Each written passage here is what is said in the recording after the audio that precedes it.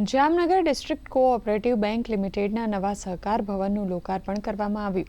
₹25 કરોડના ખર્ચે નિર્માણ પામેલા આ અત્યાધુનિક સહકાર ભવનનું કેન્દ્રીય ગૃહ અને સહકાર મંત્રી અમિતભાઈ શાહના હસ્તે વર્ચ્યુઅલ માધ્યમથી લોકાર્પણ કરાયું.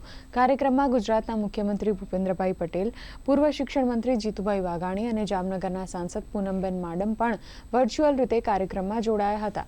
રાજ્ય સરકારના કેબિનેટ મંત્રી અર્જુનભાઈ મોઢવાડિયા, રાજ્યમંત્રી રીવાબા જાડેજા સહિત અનેક મહાનુભાવો ઉપરાંત જિલ્લા કલેક્ટર, મનપા કમિશનર, જિલ્લા વિકાસ અધિકારી અને ઉચ્ચ અધિકારીઓએ આ કાર્યક્રમમાં હાજરી આપી હતી.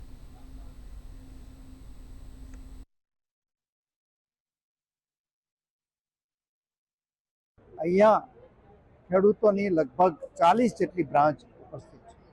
આજે એમનું જે મુખ્યાલય છે 25 કરોડના ખર્ચે આધુનિક મુખ્યાલયનું ઉદ્ઘાટન કરવામાં આવ્યું.